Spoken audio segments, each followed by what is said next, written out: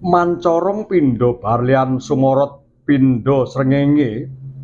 lah menika ta warnaning Sri penganten putri Nimas Ayu Dewi Larasati